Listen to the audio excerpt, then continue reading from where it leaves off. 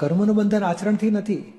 જો હું તમને દાખલો આપું, નહીં આ મંદિર બંધાતું હોય, કોઈ માણસ દાન આપે ને, બરાબર, તો કે શેઠે 5,000 આપ્યા દાન, બીજા શેઠને આપવું છે, તેણે કીધું લખો મારા 5,000, તો 5,000 દાન આપ્યું, એ સત્કર્મ કર્યું કહેવાય કે ના કહેવાય? બરાબર, આચરણમાં સારું કહેવાય ને? બરાબર.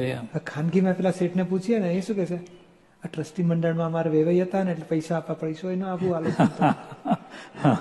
અને આ ભાઈ શું કે છે, મારી પાસે 25,000 હોત તો 25,000 આપત. ભગવાનનું કામ મારે તો આગે ક્યાંથી?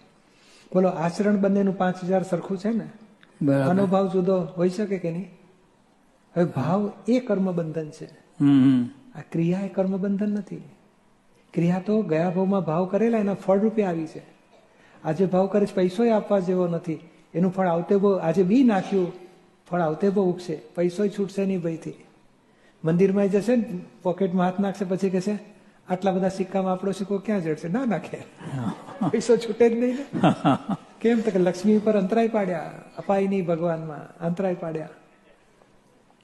એટલે ભાવ એ કર્મ બીજ છે અને ક્રિયા એ કર્મ ફળ છે. એટલે આચરણને અમે અડતા નથી. નહીં, બે હસબન્ડ વાઈફ કેવા આમ પ્રેમથી હાથ પકડીને જતા હોય ને, આપણા કેટલા સુખી છે. મન તપાસ કરો ને, મનમાં શું હોય, સાલી રખડેલ છે ને, મારી નાખીશ ને એકદમ. બોલો, હસબન્ડ એને ભાવ આવો કરતો હોય, અને પેલી શું કરતી હોય કે આને ઉલ્લુ બનાવું છું, મારો બોયફ્રેન્ડ છે ને, મજા કરીશું અમે.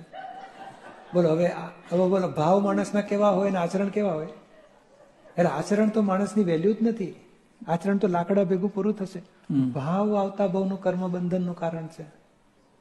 અને એ ભાવને ખલાસ કરવા, કર્મ ના બંધાય, એ અકર્મ દશા, અંદરના ભાવ સુધારવાની વાત છે. અને પછી આચરણ તો ધીમે ધીમે પડી જશે. પણ અંદરનો ભાવ સુધારવાની વાત તમે કહી, ભાવ સુધારે કોણ?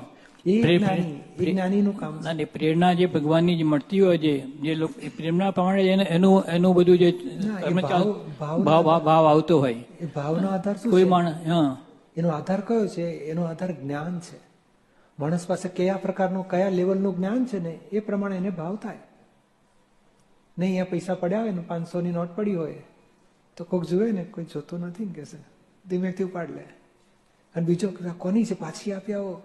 તે ઓફિસમાં જઈને કહેશે આ કોકના પૈસા પડ્યા છે, એનાઉન્સ કરો, આપી દો પાછા.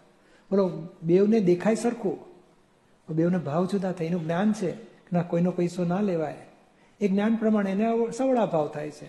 અને પેલા નવડા ભાવ થાય છે, કોણ બાપો જોનાર છે, લાવો ખુદાને દિયા વાપરો કે છે. એટલે ભાવ એના જ્ઞાન સમજણ પ્રમાણે ભાવ થાય.